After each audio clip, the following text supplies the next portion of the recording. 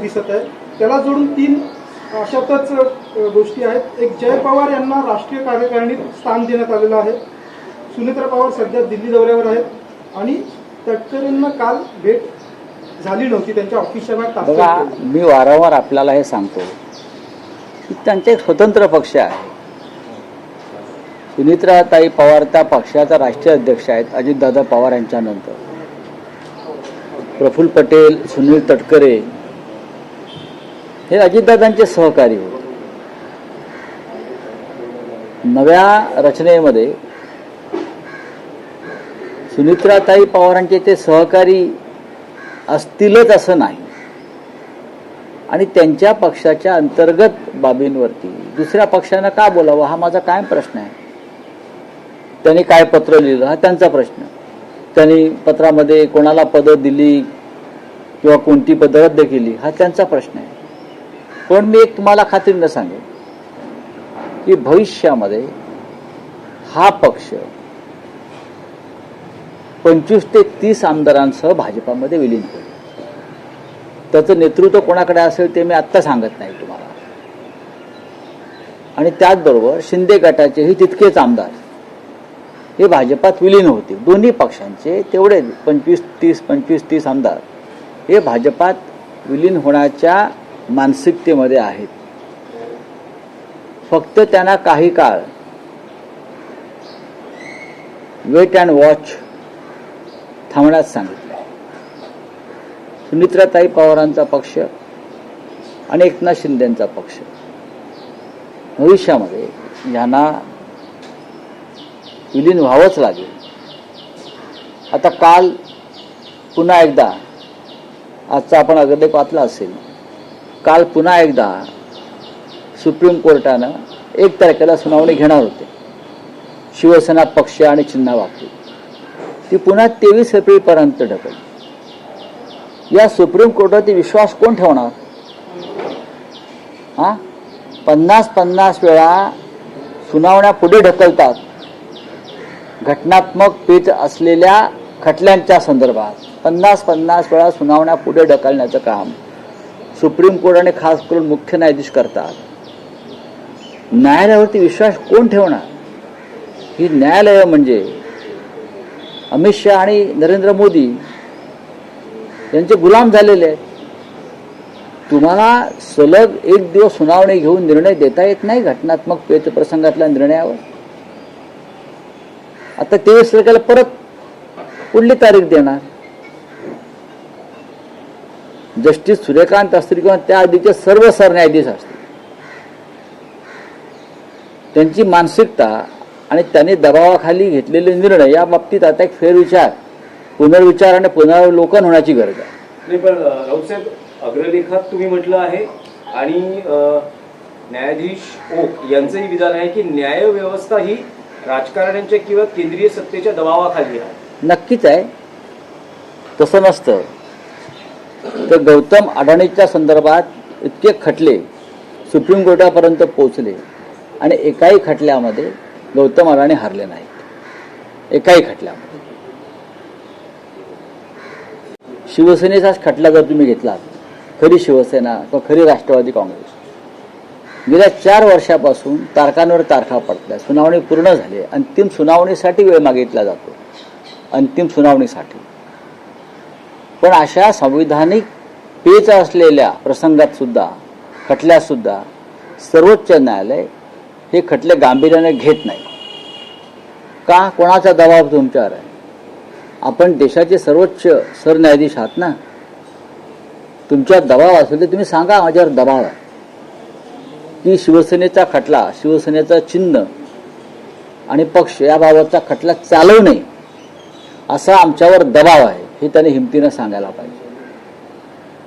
नाही पण राऊतसाहेब, जर आपल्याला दिसतं आहे की 4 वर्ष या प्रकरणी तारखांवर तारखा सुप्रीम कोर्टात पडता आहे.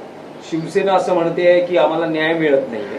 तर यावर तुम्हाला उपाय, सोल्युशन काय वाटतो? किती दिवस हे चालणार? नाही, ह्याच्यावरती सोल्युशन हा विषय मग न्यायालयामध्ये आम्ही जातो कशा करता? सोल्युशन निघावं. या देशातला निवडणूक आयोग हा चोर आहे. या देशातला निवडणूक आयोग हा चोर आहे. कालच एका प्रमुख व्यक्तीनं म्हणजे निर्मला सीतारामन यांचे जे पती आहेत परकला प्रभाकर राव यांनी आंध्रमध्ये रात्री 11 नंतर 4.7% मतं म्हणजे 14 लाख मतं राज्यभरात कशी वाढवण्यात आली रात्री ईव्हीएमच्या माध्यमातून याचा खुलासाच केलेला आहे निवडणूक आयोगासंदर्भात.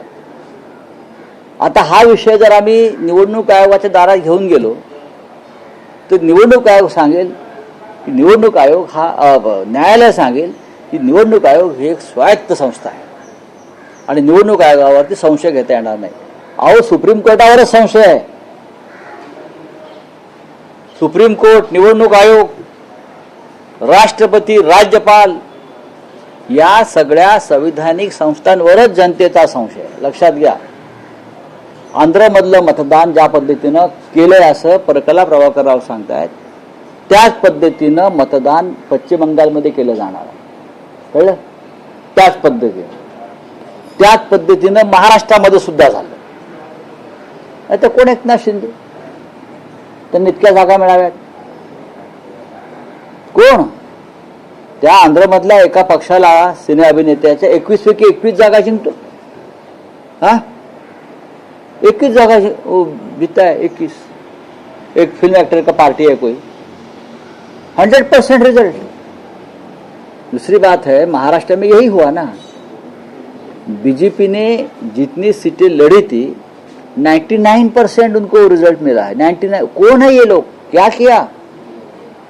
एकनाथ शिंदे, अजित पवार असे कौन सा महान कार्य, असं कोणतं महान कार्य केलं या लोकांनी?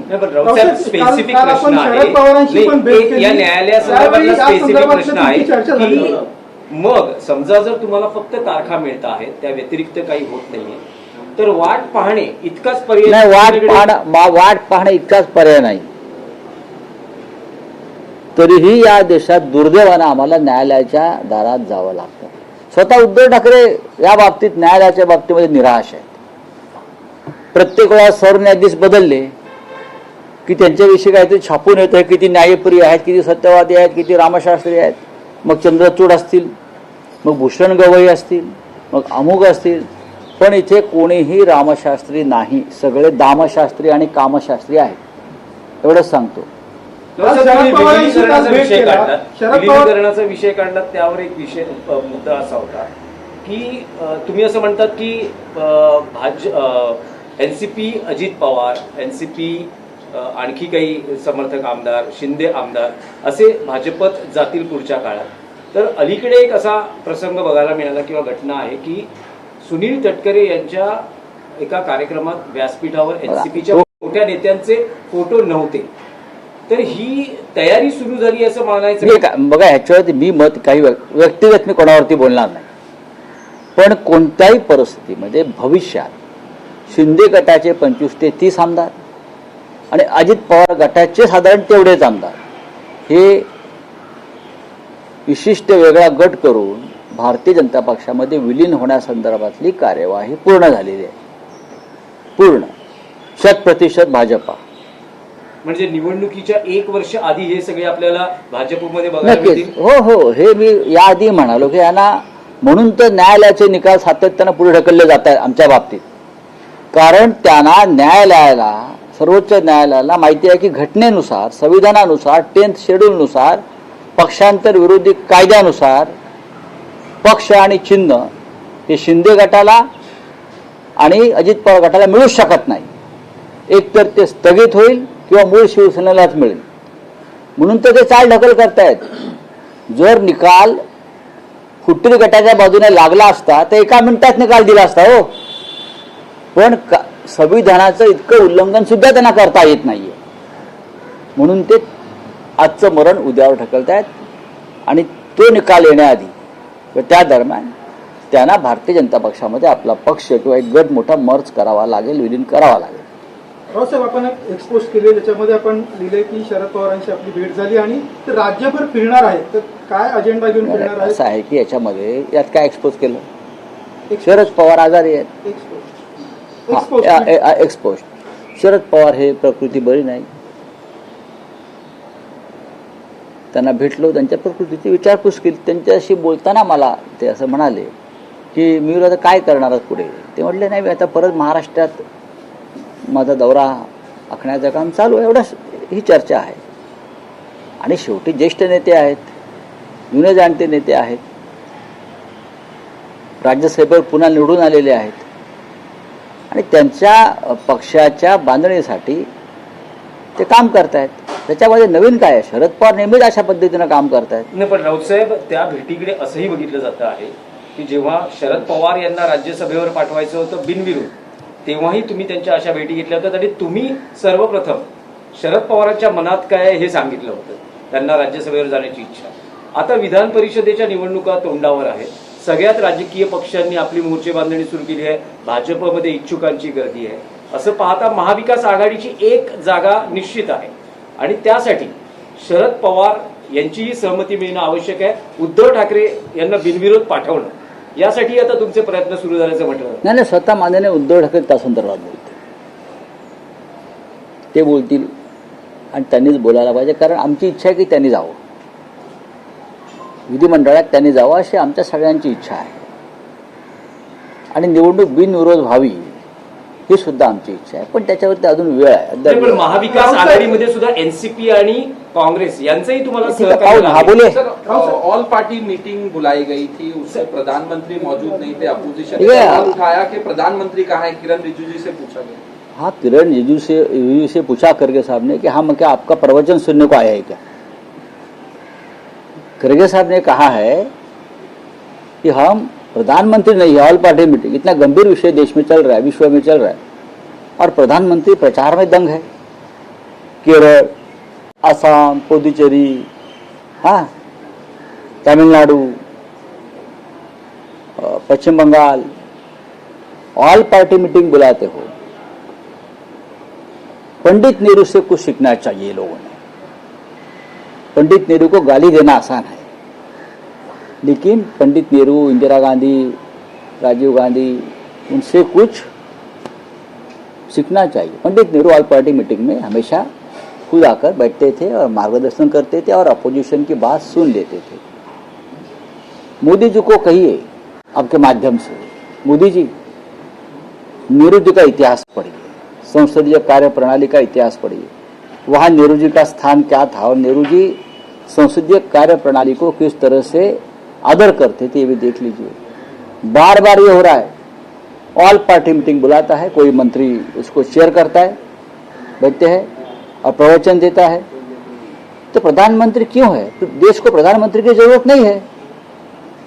देश को प्रधानमंत्री की जरूरत नहीं है. अगर प्रधानमंत्री जी इस तरह से अपना बर्ताव करेंगे, प्रधानमंत्री का काम क्या है? सिर्फ चुनाव में जाकर अपोजिशन को गालियां देना, यही काम है प्रधानमंत्री का.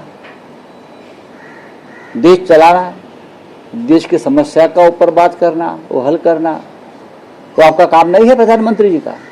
तो ऐसा है, प्रधानमंत्री नहीं मानता, अपना कर्तव्य को नहीं निभाते, तो इस देश को अभी मौजूदा स्थिति में प्रधानमंत्री की जरूरत नहीं है. अवकाळीचा संकट आहे सवाल उठाया राज्यावर. सर, सुप्रीम कोर्ट ने जो अगली तारीख दी है चुनाव चिन्ह को लेके, आपने कहा कि एकनाथ शिंदे के बारे में कहा कि उनको वोट किस तरह से मिले. इलेक्शन कमीशन पे सवाल उठाया. सर, यहाँ महाराष्ट्र में अब SIR भी हो रहा है, क्या ऐसा है? तो सबसे बड़ा घोटाला है. पश्चिम बंगाल में किस प्रकार से ये हुआ है, SIR का घोटाला, बिहार में कैसा हुआ है, ये सबने देखा है, एक्सपोज हुआ है. अब महाराष्ट्र में अगले चुनाव के लिए यही घोटाले की एक पैकेज लेकर चुनाव आयोग आया है.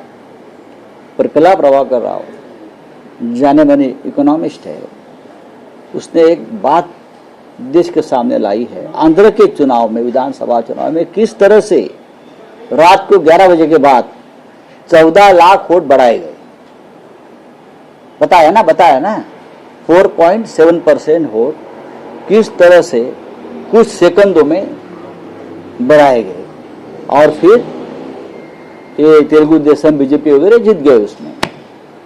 यही महाराष्ट्र में हो गया, यही महाराष्ट्र में हो गया है. अब यही पश्चिम बंगाल में करने जा रहे हैं और यही बिहार में भी हो गया है. उनका चुनाव जीतने का जो फ्रॉड फॉर्मूला है वो धीरे धीरे एक्सपोज हो रहा है और इतने आसानी से हम उनको ये छोड़ेंगे नहीं, हम नहीं छोड़ेंगे, देखेंगे। सुप्रीम कोर्ट पे वो सवाल उठाया। सुप्रीम कोर्ट में फिर एक बार 1 अप्रैल को फाइनल आर्गुमेंट के लिए रखा था शिवसेना पार्टी और सिंबल के बारे में।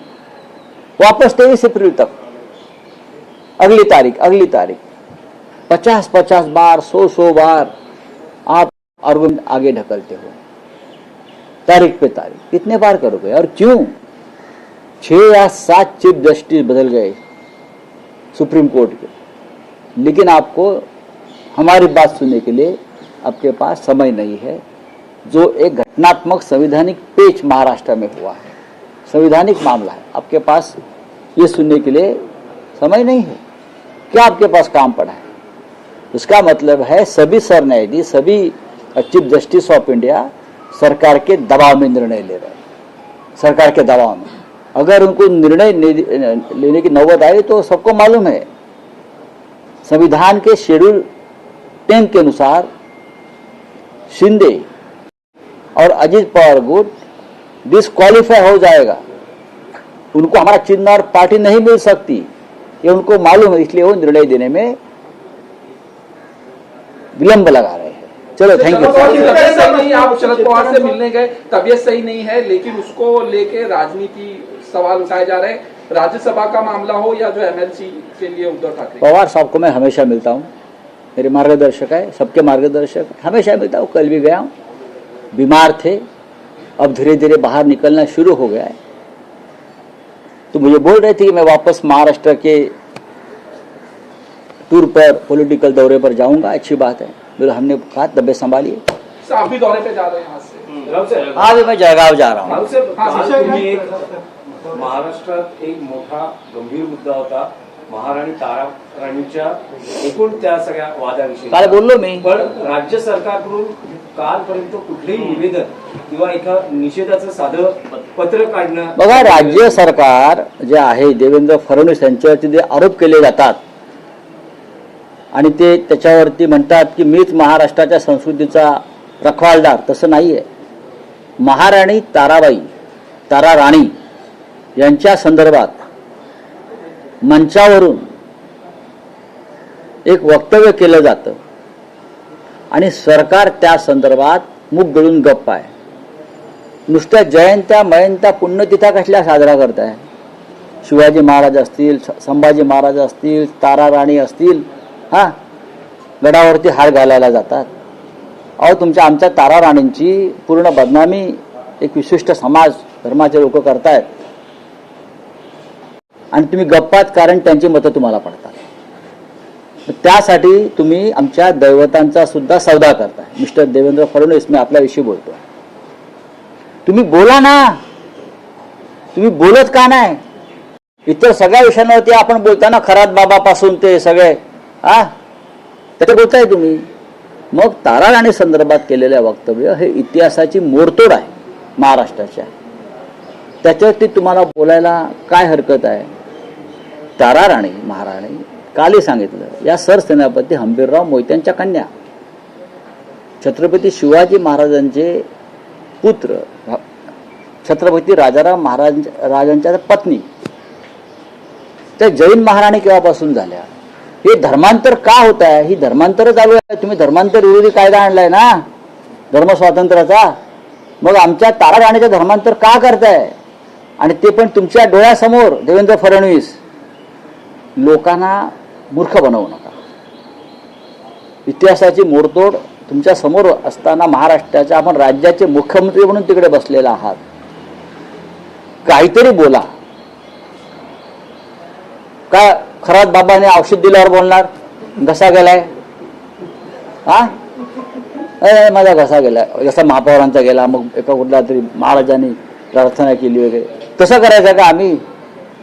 बोला, तारा राणीवर बोला, चला।